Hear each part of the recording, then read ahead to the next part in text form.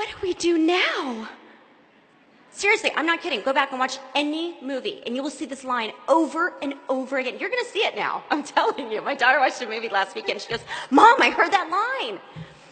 And I love to ask questions, but it's my most hated question. And I dread reading scripts that have no women involved in their creation, because inevitably I get to that part where the girl turns to the guy, and she goes, what do we do now? Now, do you know any woman in any crisis situation who has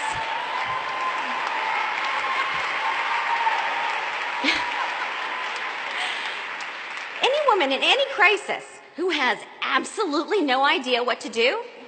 I mean, don't they tell women, they tell people in crisis, little children, that if you're in trouble, talk to a woman. It's ridiculous that a woman wouldn't know what to do.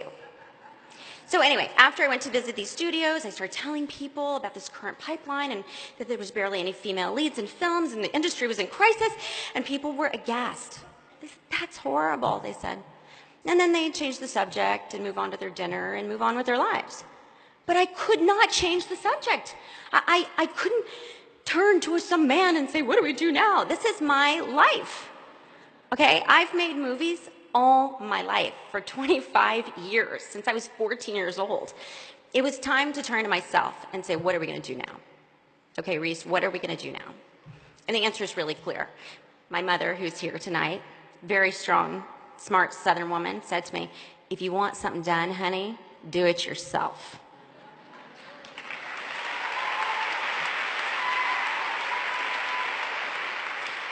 So I started my own production company, Pacific Standard Films, with the mission to tell stories about women. And I was nervous, y'all.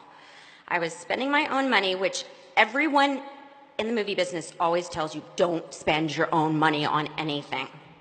I was warned that on the crazy chance that Pacific Standard would acquire any good scripts, we would never make it past our first few years of business, because there just wasn't a market for buying female-driven material. But like Ed Woods, I do not like to be underestimated. I am a very avid reader. In fact, I'm a complete book nerd. And so is my producing partner. So we just tore through tons of manuscripts and read so many things before they were published, but we could only find really 2 pieces of material that we thought were great. And we optioned them with our money, and we prayed that they would work. Both were strong, complicated, fascinating women at the center, and both were written by women. And lo and behold, both books hit #1 on the New York Times bestseller list in July of 2012.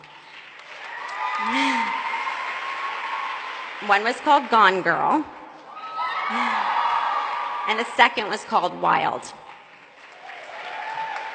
So we made those 2 films last year, and those 2 films grossed over $500 million worldwide.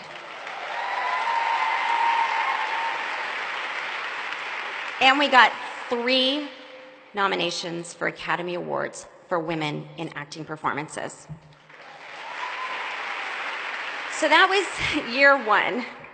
And against the odds, Pacific Standard has had a year 2 and a year 3. We've bought 5 more best-selling books. Next year, we're going to make 2 of those, Big Little Lies and Luckiest Girl Alive, into films. We have over 25 films in development and 3 television shows, and they all have female leads of different ages and different races and different jobs. Some are astronauts, some are soldiers, some are scientists. One is even a Supreme Court justice. And they're not just good or bad. They're bold and haunted and dangerous and triumphant, like the real women that we meet every single day of our lives. But our company isn't just thriving because it feels like a good thing to do. It's thriving because female-driven films work. This year alone, Trainwreck with Amy Schumer, Melissa McCarthy's Spy, Pitch Perfect 2, Cinderella, the Hunger Games franchise that has made over $2.2 billion worldwide. Films with women at the center are not a public service project. They are a big-time, bottom-line enhancing, money-making commodity.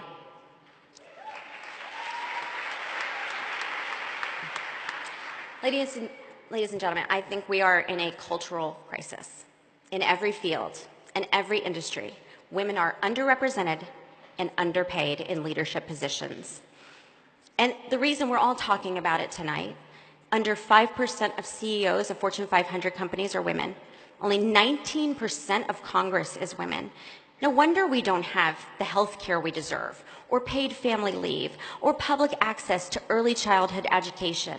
And that really worries me. How can we expect legislation with our rights and our needs being preserved if we don't have equal representation? So here's my hope.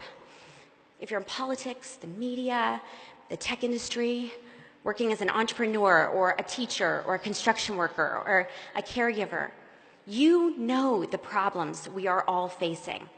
And I urge each one of you to ask yourselves, what do we do now? That's a big question. What is it in your life that you think you cannot accomplish? Or what is it that people have said that you cannot do? Wouldn't it feel really good to prove them all wrong?